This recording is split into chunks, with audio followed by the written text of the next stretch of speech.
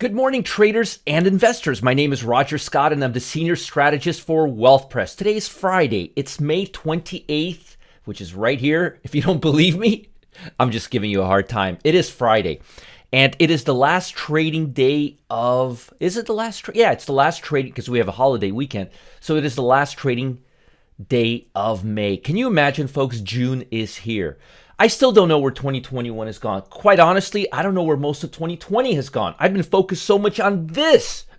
My eyes are always in the market. It's about 8:04 in the morning.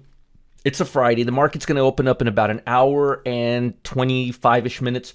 Right now, the Dow futures are up about 160 points. The Nasdaq is up. If you look at the QQQ, we now have 1, 2, 3 days completely above the 50-day moving average, and hopefully if we don't have a real teardown today, and I'm not expecting one, it looks like we're going to be in a completely bullish mode. Now, as far as the SPY, we're almost at new highs again, as you will see right here.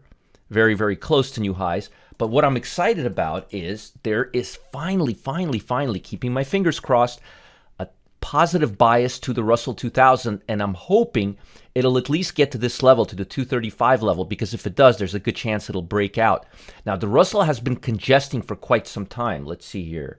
This is March, and right now we're in May. For 2 months, there's a good chance we may pick up steam again on the Russell. If you look at it on a long-term basis, it went up and it's been moving sideways, but it hasn't really gone down. Usually, these type of choppy periods in the Russell lead to good breakouts that outperform the S&P 500 and the Nasdaq. If you look at the Russell, if you look at the profile of the Russell, look at the one-year return, 57%. Look at the SPY. I showed you this a few days ago. Look at this, 38%. So we're still substantially outperforming, the small caps are still substantially outperforming the large caps. Now, as far as economy, we had GDP yesterday, which I'll talk about more in a minute. We were on the low end of the range. Nothing really crazy, but we were on the low end of the range. Jobless claims came out really good. Less and less people. I think we're in the low 400,000s right now. I think 404, something like that. 406, excuse me. So we're doing better on that front. Durable goods orders were not that great. They were actually kind of on the lower end. So that's a little bit of a bearish bias on the GDP and the durable goods, but not too off, not enough to really drive anything crazy. As you could see here, the bond market really didn't do anything, and as I anticipated, it's going to be in this range for a little bit longer. I'm anticipating the bond market to break lower and the Russell to break higher at the same time. I think that's what's going to happen. Notice they're both congesting and they were trending really, really strongly. So there's a really strong correlation, negative correlation between the trend in the Russell and the congestion we're seeing in the bond market, which makes sense because the Russell has is extremely interest rate sensitive. It's got smaller stocks. Now, as far as today's data, we've got personal income. This report has been really, really weak, and international trades in goods and services.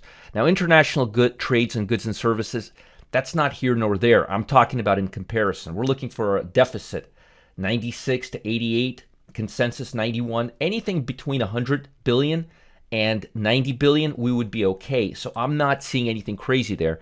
But as far as personal income is concerned, people are not looking for jobs right now. So we're looking personal income. We're looking for negative consensus, negative 14%, 15%. Let's see if we're in this range. Last time we were up 21%. I like to look at the PCE month over month, and that should be 0.6 on target. Hopefully, we won't get anything beyond that. Now, let's talk a little bit about global markets so you can kind of get a good feel for what I just showed you. So markets were uplifted yesterday. We are breaking out right now. So the trend is bullish right now. The number of Americans who filed for unemployment benefits fell again to 406,000, which is great. But the problem is today's report, people are not filing unemployment claims, but they're not looking for new jobs. Too much aid. The Fed is giving too much aid. Although the Commerce Department reported that sales of durable goods fell 1.3%, it also released updated data showing the U.S. economy grew at 6.4% annual rate. So that kind of balanced it out as growing number of people got vaccinated, allowing the economy to shift back to normality. Another sign that investors were confident, this is the part that I was talking about. The Russell gained 1.1%, outperforming the market. Look at this. This thing is up again. If it could stay here for 2 more days and outperform 231 and then outperform 235, 236, we're going to see another bullish run in the Russell. And I can't wait for that to happen. So online medical scrub seller FIG surged 36.5%. So as they keep an eye on inflation, investors like you are looking ahead to Friday's report. That's today's report, and that's coming out in about 21 minutes. Personal Consumption Expenditure Index, more commonly referred to as PCE. That's what I was just talking about right now. Let me just show you. PCE. PCE number right there. And then here's the core PCE. That's what they're talking about. Again, I want to show you kind of what's what. The Federal Reserve, whose job is to monitor, control inflation, relies on the PCE data more than the better known Consumer Price Index, or CPI, when making policy decisions. And again, yield on the 10-year has been fluctuating between 1.5 and 1.8. It's now 1.57. I wouldn't put too much emphasis on the bond market till we either break higher. It would break higher if the Fed said, look, we're going to reduce the aid. We're going to reduce how hot the economy is running. But I don't think they're going to do that.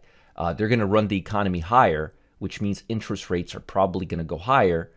And if interest rates go higher, bonds go lower. So there is still a predominant bias that bonds will break down because interest rates are going to go higher. I would be surprised to see the Fed back away and change their positioning right now. As far as the sectors, energy, financial, basic material, industrial, nothing changed.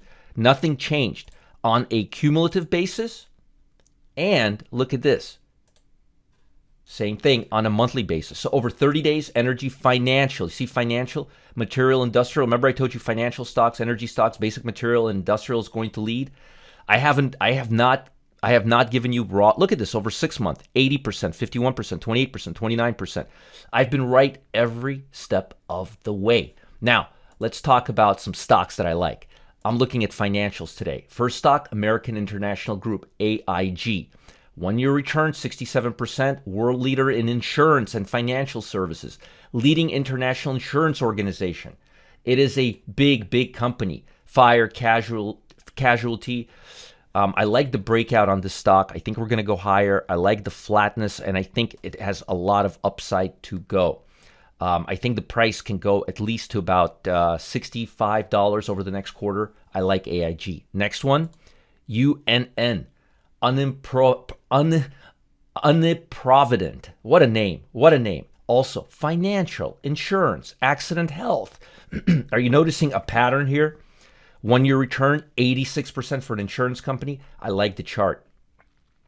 Let me show you. I like this. It's not breaking out just yet too much, but it looks like it can go higher. And I like these flat tops near all-time highs. I love that. The stock is at 30. It can go to about $34 over the next quarter, which would be a pretty good uptick. And the last but not least is Ally Bank. I've been talking about this is a consumer bank. Consumer banks are going to make money quicker than commercial banks because people are going to get spending money before businesses start spending money. It's just the way it is. People get money in their hands first. It's just how it works. And if you look at Ally Bank, and this bank is a consumer bank. It's not a business bank. Look at this little break up here. Looks like Ally can go higher. I see a price target of about $60 per share. Now, financials. Financial. Are you still seeing a pattern here? I hope so. Now, before I let you go and out there to enjoy your wonderful 3-day weekend, that's right, 3-day weekend, I've got something for you. Wall Street legend Chuck Hughes, he's about to share the secret behind his triple threat strategy and how he grew a small $5,900 account into over $212,000 in just 2 years. Imagine having the opportunity to use one of his 3 strategies to trade in any market environment.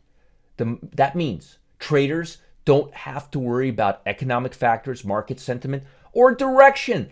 Each of the strategies in the system, in the triple threat, is designed to take advantage of one of 3 market cycles: bullish, bearish, and sideways. Chuck's got you covered in every direction. I like that. Chuck's got you covered in every direction. So you can make money when the market tanks or when it goes up. And I'm talking about easy money when the markets are up. I'm talking about the potentially making the type of gains even when market tanks or goes sideways. Have you seen the Russell? It's been going sideways for the last 2 months. You could have made money on that.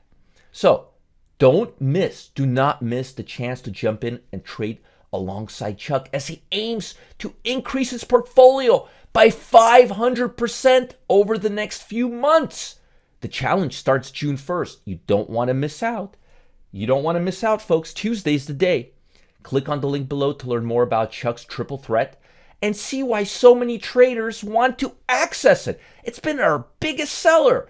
Chuck is a winner and he wants you to be a winner too. Have an amazing weekend, and as always, make sure to like these videos and subscribe to this channel if you're watching on YouTube.